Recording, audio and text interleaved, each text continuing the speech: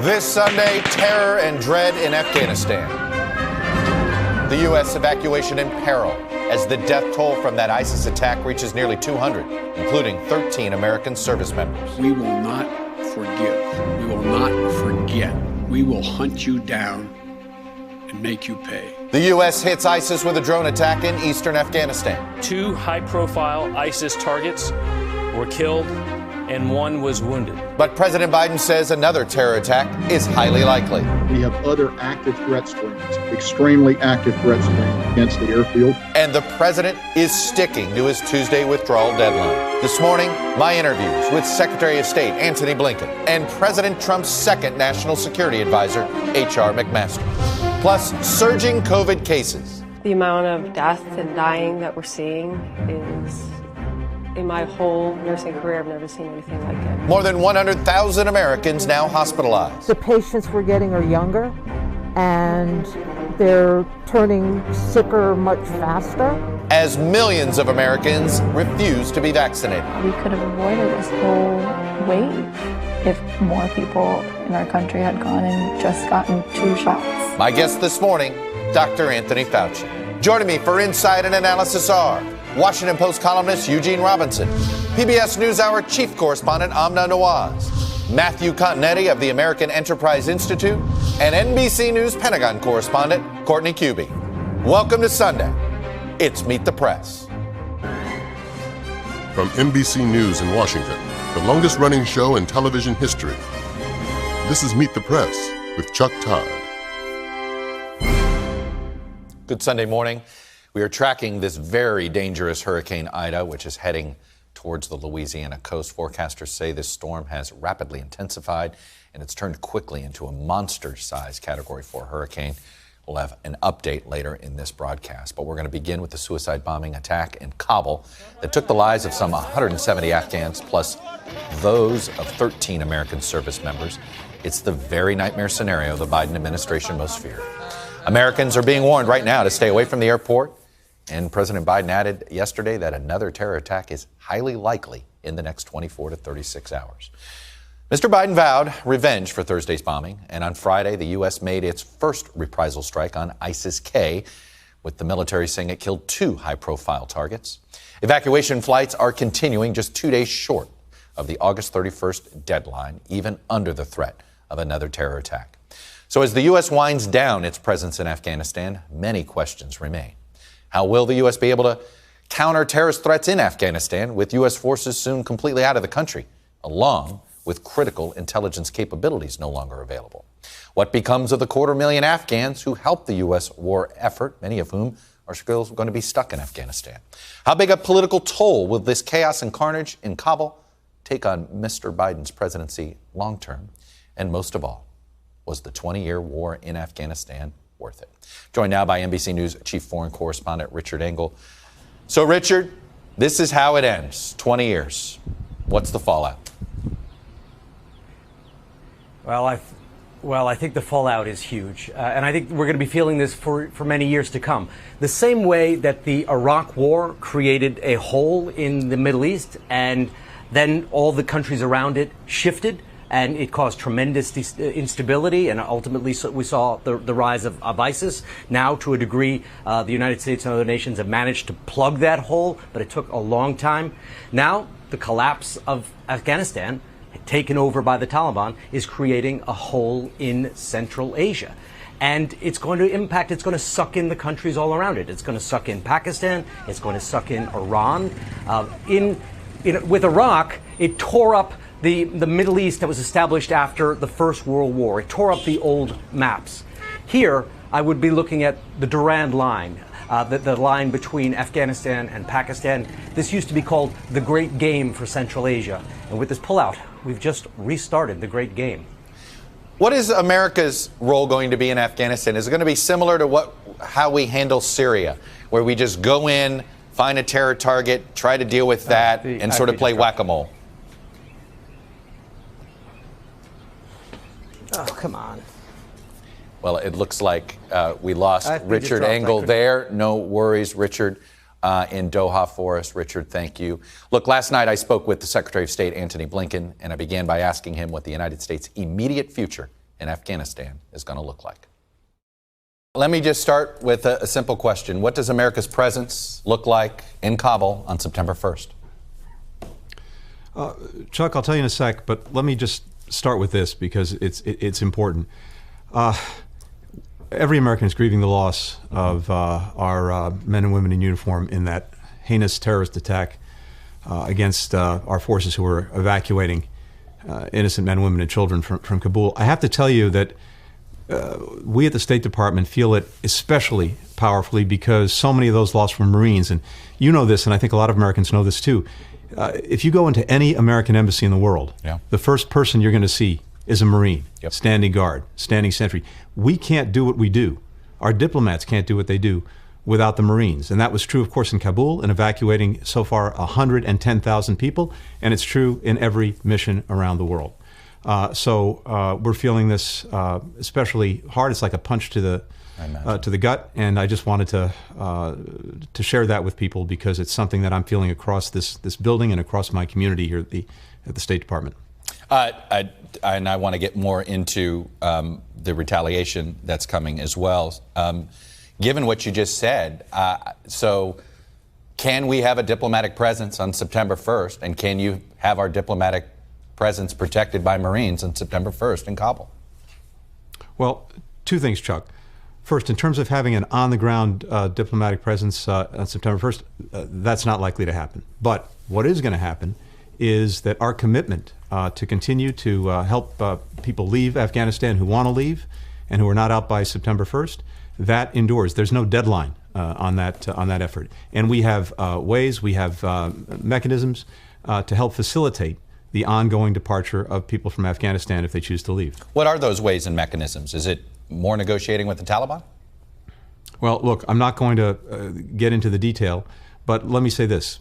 First, you may have seen that just yesterday, a very senior Taliban official went on television and radio across the country and repeatedly assured people in Afghanistan that they would have the freedom to travel after August 31st. He even specifically said those who worked for the Americans and those who want to leave for whatever reason will have that freedom. Now, of course, we don't take the Taliban at their word. We take them by their deed, and that's what we're going to be looking to. We have more than 100 countries, 114 countries, who signed on to a statement we initiated making clear the international community expects the Taliban to make good on a commitment to let people continue to leave the country after August 31st. That freedom of travel is essential to the international community's expectations of the Taliban going forward. And working with other countries very closely, we're going to make sure that we put in place the means to do that. An airport that functions, other ways of leaving the country. All of that is what we're working on in the days ahead. There's a report that the Turks have agreed to have essentially be in charge of security of that airport after August 31st. Is that your understanding? Chuck, there are a number of countries in the region that we're working very closely with that are focused on how to make sure the airport can stay open or reopen after we leave. To ensure that flights can come in, flights can go out. There's the necessary security. Mm-hmm. We've done a lot of technical work on exactly what would be required to keep the airport going. We've shared that with those countries, and we'll have a plan for the way forward.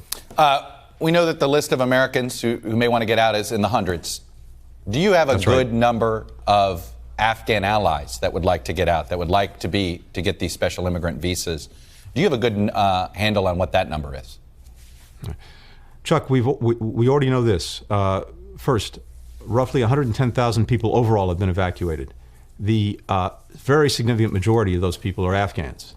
And of those Afghans who've been evacuated, there are thousands upon thousands who are special immigrant visa program members. That is the people who worked side by side directly for our diplomats, directly for our troops over the years. These numbers, though, are very, very fluid, and we're working very hard to do a full accounting, to get a full tabulation. We'll be able to break down who was able to leave by these different categories. Part of the challenge with the special immigrant visa program participants is that in these 14 days, many of them have not had complete or full documentation. All of that has to be verified, but we'll have a full accounting in the days ahead. I want to ask about this idea that some of these lists of people that you're trying to get out of the country, you've had to give to the Taliban. And I know you've You guys have some that you think some of this has been a bit over-reported or exaggerated. But given the Haqqani network's ties to the Taliban, how can you be sure any list you share of Afghans who helped Americans won't be used for horrendous reasons by the Haqqani network or others? Chuck, it's simply not the case. The idea that we've done anything to put at further risk those that we're trying to help leave the country is simply wrong. And the idea that we shared lists of Americans or others with the Taliban is simply wrong. What was shared? And in specific instances, when you're trying to get a bus or a group of people through, and you need to show a manifest to do that, because particularly in cases where people don't have the necessary credentials on them or documents on them, then you'll share names of the list on people of the bus so they can be assured that those are people that we're looking to bring in. And by definition, that's exactly what's happened. We've gotten 5,500 American citizens out of Afghanistan, and to the extent that in an individual case with a particular group or a bus, to verify that the people on the bus or in that group were people who were supposed to come out, American citizens, especially again if they lacked the right document with them, that's what we would do. But the idea that we put anyone in any further jeopardy is simply wrong. What has been promised to the Taliban for this cooperation? Is it money? Is it money that we have frozen right now that they perhaps might be able to use for governing? Nothing has been promised to the Taliban. To the contrary, we have made very clear, and not just us, country upon country around the world have made clear that there are very significant expectations of the Taliban going forward if they're going to have any kind of relationship with the rest of the world, starting with freedom of travel, but then going on to making sure that they're sustaining the basic rights of their people, including women and girls, making sure that they're making good on commitments they've repeatedly made on counterterrorism, and having some inclusivity in governance. I want to ask about the strike on ISIS-K. This was done very quickly. We have resources on the ground. How much harder is it going to be to strike more members of this terrorist group after August 31st? Let me say this, Chuck. We have the capacity around the world, including in Afghanistan, to find and to take strikes against terrorists who want to do us harm. And as you know, in country after country, including places like Yemen, like Somalia, large parts of Syria, Libya, places where we don't have boots on the ground on any kind of ongoing basis, we have the capacity to go after people who are trying to do us harm.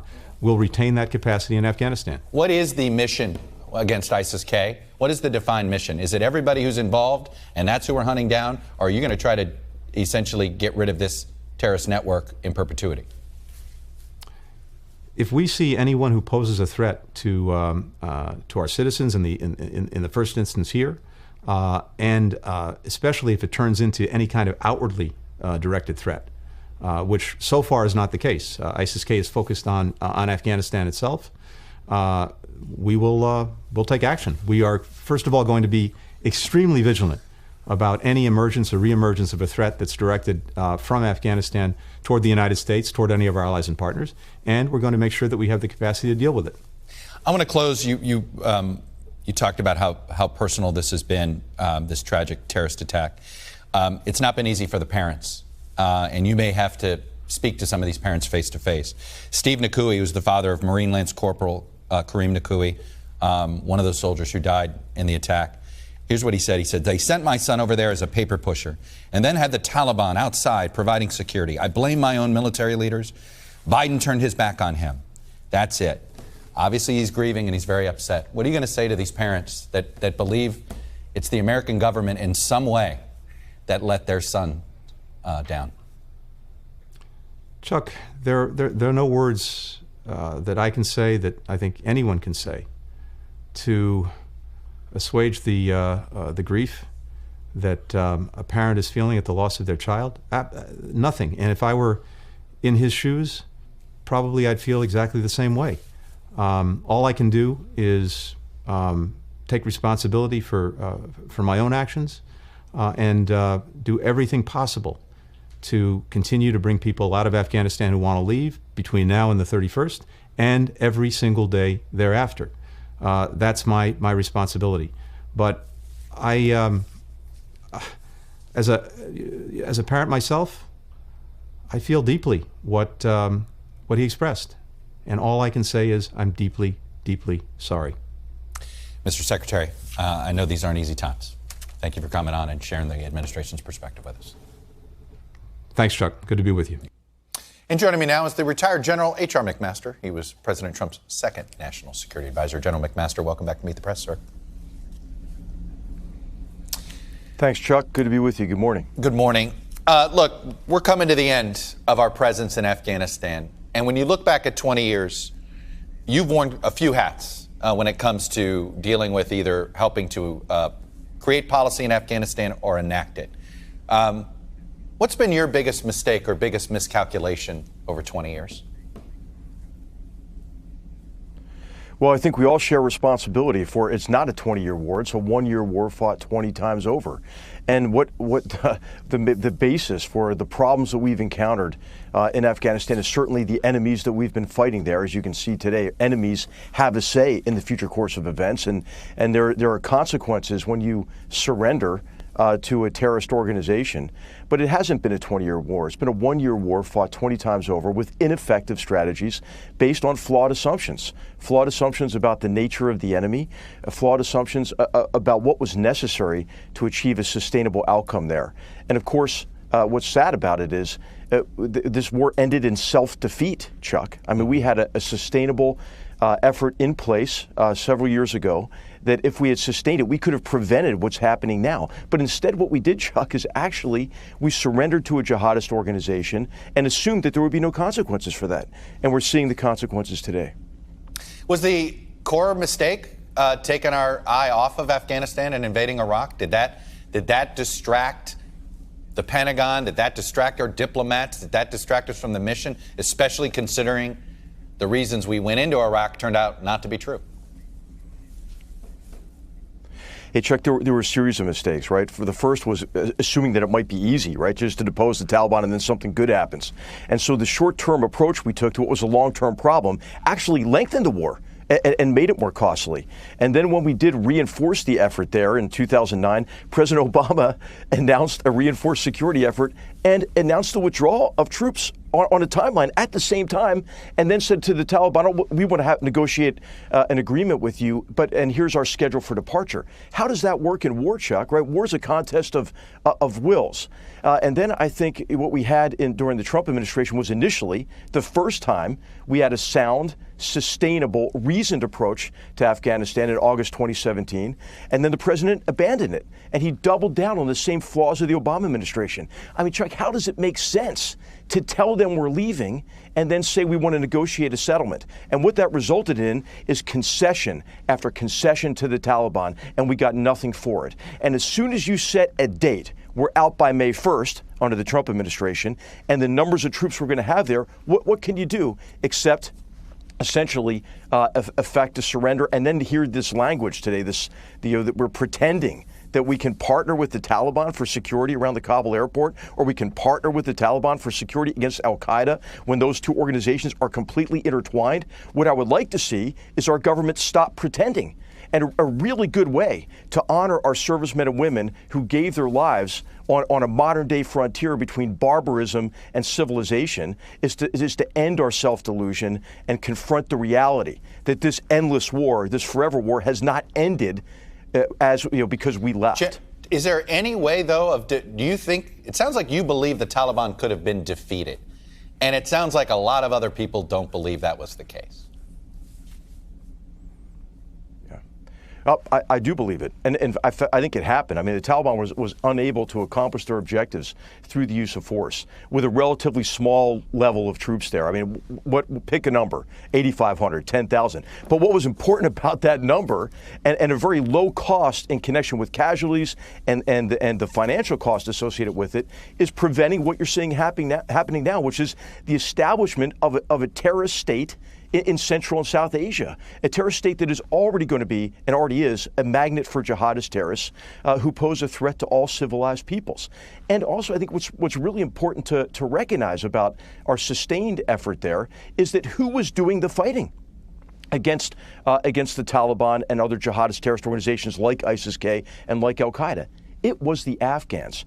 Our forces there were not directly involved in the fight any longer. They were enabling the Afghans to bear the brunt of the fight. But Chuck, you know what we did? We delivered psychological blow after psychological blow to the Afghan government and security forces on our way out. But let me ask you this. I guess I want to put up something that the Inspector General for Afghanistan Reconstruction, John Sopko, told Voice of America last month. He said this about sort of the American government in general. We exaggerated, we over-exaggerated, our generals did, our ambassadors did, all of our officials did, to go to Congress and the American people about, we're just turning the corner. We turned the corner so much, we did 360 degrees. We're like a top. And I just heard you just now, before I brought this quote up, saying, you know, the Afghan security forces were taking the fight. And I want to take you at your word, but we look and we see what happened, and I think a lot of the American public says, oh yeah, really? Do you understand the skepticism? Well, I do understand the skepticism, but you just have to look at the reality, Chuck. Okay, hey, I agree. Afghanistan was not Denmark, Chuck, right? But it didn't need to be Denmark. Of course, there was corruption in the government. The security forces, there was corruption in the security forces as well, that were hollowing out these institutions as we were trying to build them.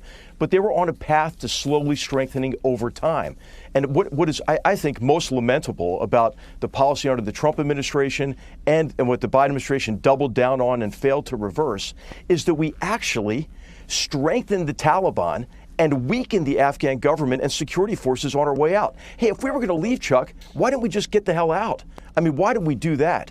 And so it was just impossible, I think, for the Afghan government to withstand the blows of not being included in the negotiations and then forcing the Afghan government to release to release 5,000 of some of the most heinous people on earth, who immediately went back to terrorizing the Afghan people, and then to set the timeline, say we're not going to support you, withdraw the vast majority of our support for them. General McMaster, one of the former national security advisors to President Trump, you wrote a book about Vietnam. I have a feeling we're going to have books about Afghanistan being written for decades as we unpack what went wrong here. General McMaster, thanks for your time and your perspective. Thank you, Chuck. When we come back, the military, diplomatic, and political fallout from this terrible week in Afghanistan. Panelists next. But as we go to break, we want to take a moment to honor those 13 very young American service members who lost their lives in that airport terror attack. 11 Marines, 1 Navy medic, 1 Army sergeant. Many of them were infants at 9/11.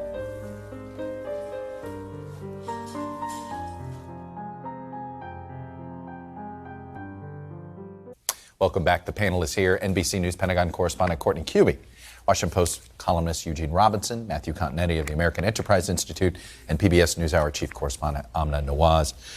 All right, Courtney, we are less than 48 hours away. At this point, we are hoping we can get out without another major incident. At this point, is the withdrawal now mostly military? Yes, okay. It is largely. So, I mean, the numbers are changing, and I think we have to be really careful relying on the numbers of how many flights are coming and going and how full they are. Right now, many of the flights that are leaving, the military flights, are U.S. service members and equipment. Remember, there's a lot of big equipment there. And while the military and the Pentagon have said they will prioritize lives in these last few days, the reality is they are taking some of that equipment out as they go.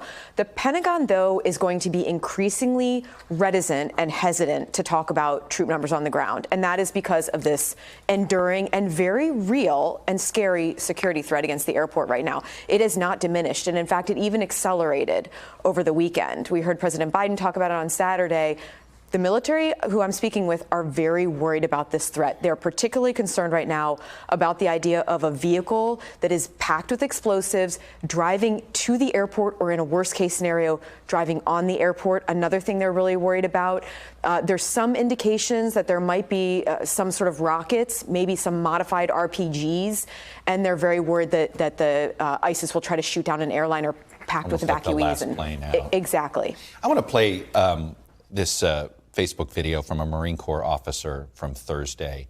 He wants some accountability for military leaders, and in many ways he may speak for a lot of Americans. Take a listen. I want to say this very strongly. I have been fighting for 17 years. I am willing to throw it all away to say to my senior leaders, I demand accountability. Amna, he was relieved of his duty for doing that. That's to be expected here. But he's not alone in looking for some accountability here. I think whether it's 20 years of accountability or the last 20 days. I think that's right. I mean, I know Courtney's been talking to her sources who are expressing similar sentiment. There's a lot of looking back at history and judging history in the last 20 years. And as General McMaster said, the several wars that were fought in that time, and all of that will continue. In these last 48 hours, I think the focus on the evacuations, the focus on what we are immediately leaving behind is absolutely necessary. I mean, part of this is the U.S. is, as we've seen, handing over control to the same forces they've been fighting for 20 years.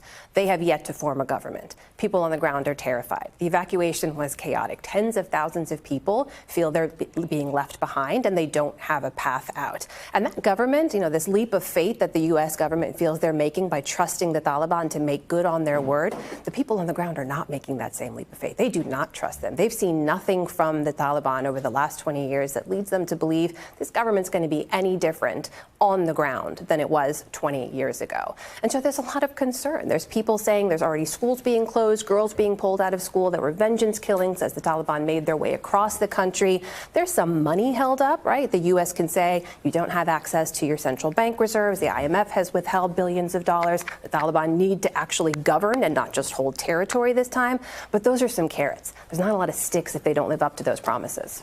Gentlemen, there's going to be, I've called it circular finger pointing is just beginning. Yeah. A little bit. White House to Pentagon, Pentagon to state. Sure. Pentagon a little bit to White House, back and forth.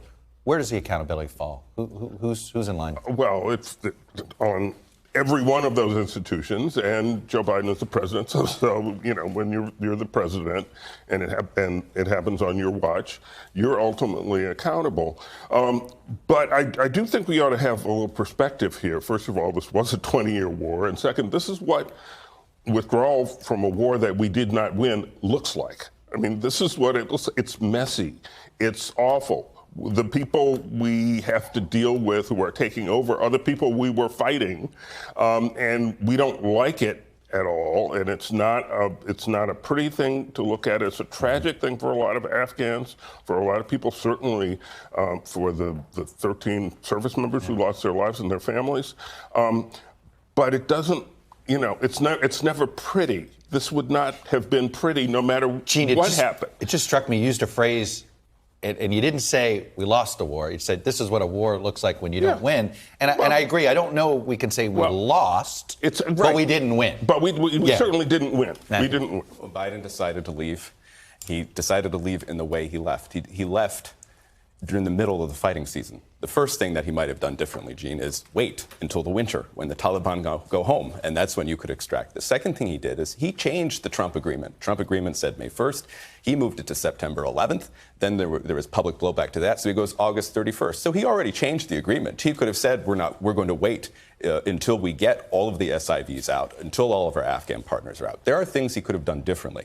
Biden wants to fight the larger debate. Mm-hmm. Was this war worth it? Should we have left?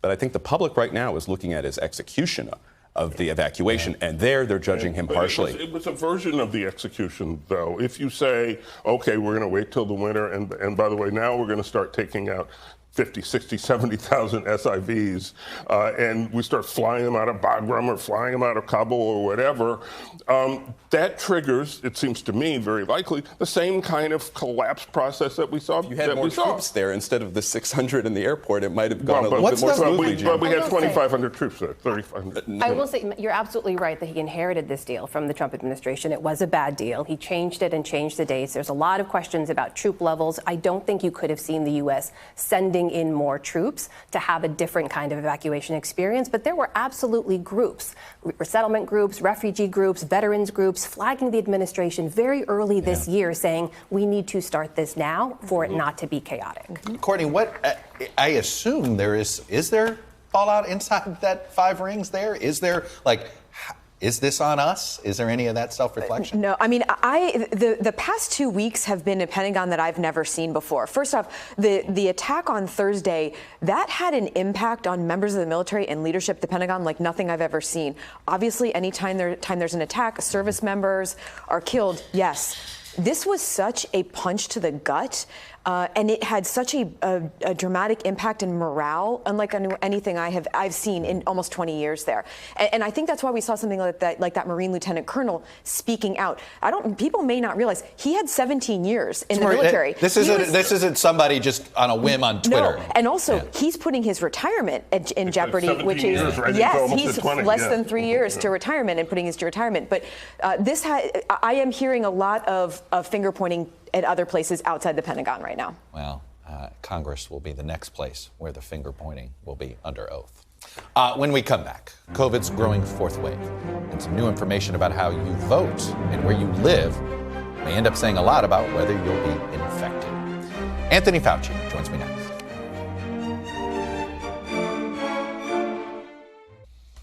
Welcome back. It is not news that we are experiencing a pandemic of the unvaccinated and that our political divide plays a pretty big role in who is being infected. But now we have a stark illustration of this issue. This is a list that we put together of 30 counties with the highest infection rates in the country, starting with the highest. As of yesterday afternoon, every county with one exception voted for President Trump. And most of these counties voted for him by 40 points or more. And when you look at where these counties are, you can see that this fourth wave of COVID has a distinctly southern flavor, at least for now. Nationally, the 7-day average of new cases is now nearly 154,000. That is the highest since late January. So joining me now is Dr. Anthony Fauci. He's the director of the National Institute of Allergy and Infectious Diseases.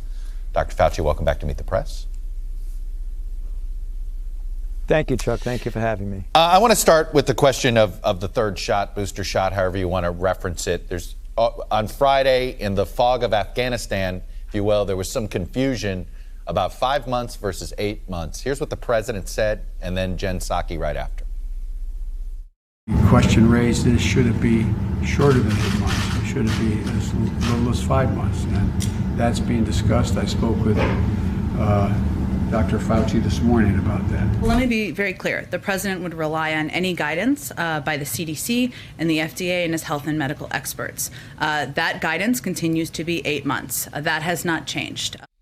Now, the president was meeting with the prime minister of Israel, and we know there's a lot of research that's come out of Israel about this third shot, and they have seen already have sort of turned around their morbidity rate with the third shot, they believe. What is happening here between 5 months and 8 months? Well, we're still planning on 8 months. That was the calculation we made. This rollout will start on the week of September the 20th. But as we've said all along, Chuck, in the original statement, that's the plan that we have. But we are open to data as they come in. This will have to go through the FDA process and then the Advisory Committee on Immunization Practices that advises the CDC. So right now we're sticking with 8, but we're totally open to any variation in that based on the data. Where did the 8 months come from? Because it seemed like all the clinical data, the trial data was based on 6 months, not 8. And the only way I got to 8 was, well, the WHO asked for a 2-month moratorium because they're worried about the global vaccine supply. Where did we get 8 months? No. Well, certainly it was nothing to do with the WHO's moratorium on boosters. That wasn't even in the consideration. Mm-hmm. As the data accumulated with our own cohorts, Chuck, from the CDC, as we were looking at it, was only in mid to late July that it became very, very clear that we were starting to see a diminution of waning of protection against infection and the slightest hint, if any, of waning of protection for hospitalization and death. So it was at that point that we decided we're going to plan to go at the feasible time in September, the week of September the 20th, to start rolling it out. And that's where we got with the 8. As I said, we're sticking with that for now. We're not changing it, but we are very open to new data as it comes in. We're going to be very flexible about it. Dr. Peter Hotez told me the other day that he thought that one of the things we didn't do very well, when he says we, the collective we of messaging on the vaccines, was he said, you know, this was probably always going to be a 3-dose vaccine. that many of our vaccines are 3-dose vaccines. But this one is a little different because the second dose we decided to do so quickly. Do you concur with that opinion? Oh, I think that Peter Hotez is right on the money. We were dealing, Chuck, with a total emergency situation. If we had the grace to be able to do this in a very slow, measured manner, the phase 2 study would have given various intervals of dosing. It is entirely conceivable that when all is said and done, the standard regimen will be a 3-dose shot for the mRNA and a 2-dose shot for J&J. But if you go back when we were doing this, we were really fighting against time. We were having to save lives, and we needed to do it very quickly. So I don't think there was anything errant or wrong in the way we started it with 2 doses, but at least now we're being very open and flexible that we may need that 3rd dose. In fact, I'm certain we're going to need that 3rd dose looking at the data that we've seen. I want to talk about sort of where we are in this 4th wave. School has been essentially open now in some of the country for almost as long as a month. Cases among children have doubled basically since the start of August to 20 days in. Over a 19-day period, we saw cases in children double. With basically the rest of the country starting school essentially this coming week, where do you see this wave going? And are we headed for basically more increases in cases as school and this virus circulates? Well, that's possible, Chuck, but I believe we can avoid it. I mean, you can avoid it by protecting the children. We want to get them back in the classroom. I mean, we've been through that now for a while, that the deleterious effects of keeping kids physically out of the class regarding psychological, mental, and social development. But we want to do it safely. And there is a safe way to do that. You surround the children with people who are eligible to be vaccinated and who get vaccinated. Teachers, school personnel, the students from 12 and older who are eligible to be vaccinated right now, to get them vaccinated, and then abide by the CDC recommendations of having masks in the school and do other things to mitigate. And that could be ventilation, that could be testing, that could be a number of things. We understand the risk, but we want to safely get the children back in school. And I believe it can be done. But as you know, there's a lot of issues there. Yep. When you try to get mandating of masks, there's pushback from certain authorities, which I feel is really unfortunate because it's going to really endanger the health of the children when we do that. You made a comment earlier this week that you thought we could have some return to normalcy by spring of 22. In the winter of 20, you thought maybe we could get there by the spring of 21, or maybe by the end of the summer of 21. Look, we know all of this has been dependent on folks getting vaccinated. But are we past the point of defeating this pandemic? Are we now, is it now an endemic and we're going to have to just all learn to live with it? Well, in some respects, yes, but mostly no. And let me tell you why I say no, Chuck. Because we have within our power the wherewithal to really suppress this outbreak, at least in the United States. We want to do it globally, and we're playing an important role in that. But with regard to the United States, we still have about 80 million people who are eligible to be vaccinated who are not vaccinated. You showed that in the chart in the beginning of this segment when you showed the infection and the vaccination rates in certain parts of the country. If we really got the overwhelming majority of those 80 million people vaccinated, you would see a dramatic turnaround in the dynamics of the outbreak. So it really is up to us. We have the power to do it. We just need to do it. So what you're saying is right now we're a victim of our own polarization? I believe so, Chuck. I've been saying that, and you and I have discussed this on your show multiple times. Yeah. I mean, to me, it just is astounding. We're dealing with a public health crisis, and there's still divisiveness about things like mandating and masks and things like that. Let's crush this outbreak and put those divisiveness and those differences aside. Yeah, this seems like it shouldn't be that hard to rally people to this message, but it has been very difficult. Dr. Fauci, as always, sir, thank you for coming on and sharing your expertise and perspective with us. Much appreciated. When we come back, Thank you, Chuck. we're going to have an update Thank on you, this Chuck. extremely dangerous Hurricane Ida as it heads toward the Louisiana coast. Welcome back. We're now going to get an update right now on Hurricane Ida from our friend, Today Show co-host Al Roker. He's already in New Orleans, which is in the track of this storm. And Al, this looks like a monster storm that's coming. What can you tell us? All right, sorry, I guess we lost communications, Chuck. Right now, we are looking at imminent landfall of this storm. Winds of 150 miles per hour are right now forecast, but we expect landfall in the next couple of hours. They will be at 155 miles per hour. Storm surges upwards of 15 to 16 feet, 20 inches of rain or more with this system. The eye wall, 15 miles wide with 150 mile per hour winds. It's basically a 15-mile wide F3 tornado. That's what's coming in to this area. And so as this system comes in, people have hunkered down. They are doing their best, but I'm telling you, Chuck, the difference between a Category 1 storm and a Category 4, as far as the wind destruction, over 330 times more powerful. So we are waiting for this to make landfall, and once it makes landfall, it's going to slowly make its way inland, up through the Mississippi River Valley, Ohio River Valley, and then into the Mid-Atlantic and Northeast later on this week. A powerful storm that is going to wreak real havoc. That's Chuck? for sure. Al Roker, God, get out of that unsafe weather there. Thank you, Al. And to think this is all happening on the anniversary of Katrina. When we come back, the political battle over mask and vaccine mandates.